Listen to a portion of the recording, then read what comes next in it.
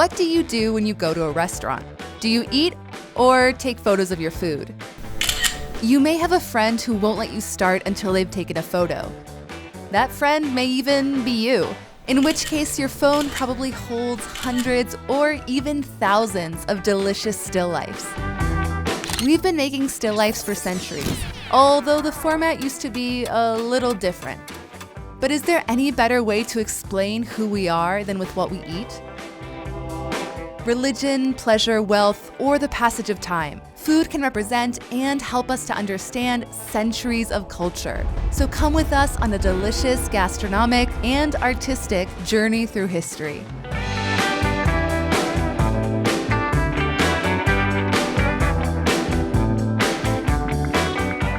Before photos of food invaded the internet, humans were already passionate about creating images of what they ate. The Egyptians are known for their grand funerary traditions, but in the journey to the beyond, something more practical was also essential: being well fed.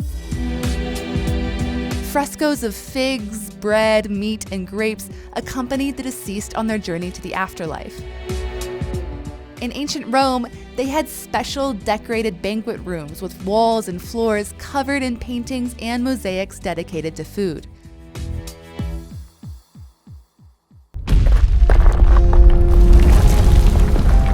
After the fall of Rome, still lifes vanished. With the arrival of the Middle Ages came a Christian theology which left no room in art for simple subjects like food.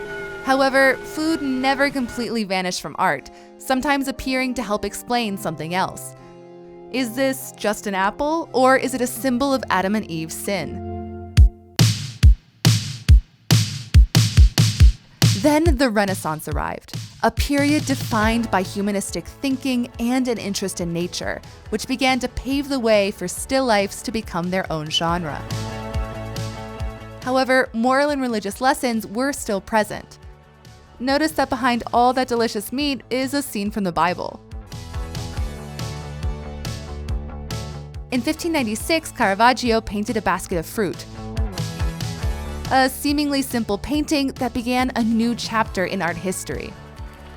For the first time, the same dignity was given to still lifes as to human portraits or religious and historic paintings.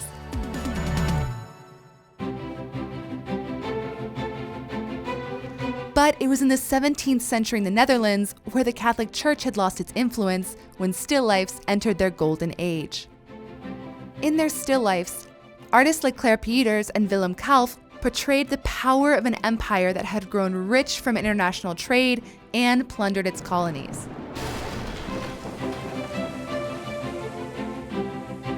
Chinese porcelain, exotic fruits, imported citrus, and lobsters displayed on delicate fabrics were a reflection of a society showing its power and wealth to the world.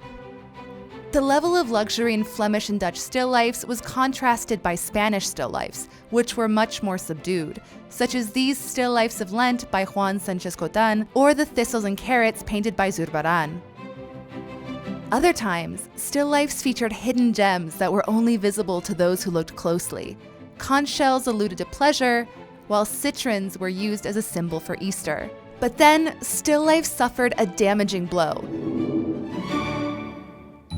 This man, named André Philibert, announced a new way of classifying art, and food didn't rank well.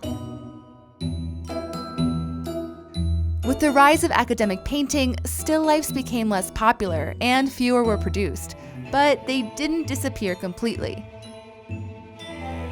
Goya depicted the violence of war in his most well-known works and also through his still lifes, which weren't about the joys of living, but rather the horrors of death.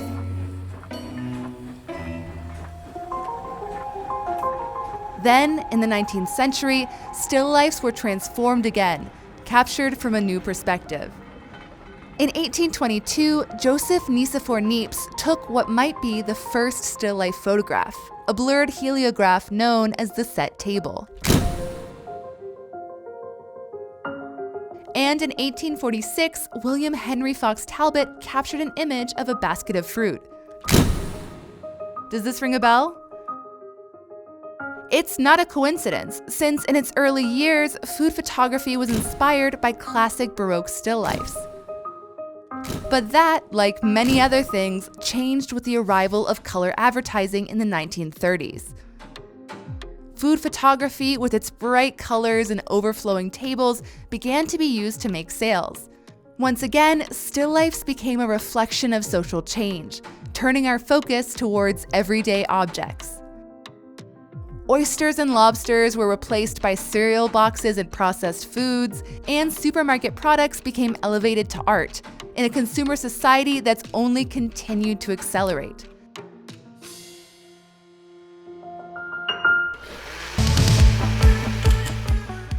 And today, thanks to social media, we've all become still life artists without even realizing it.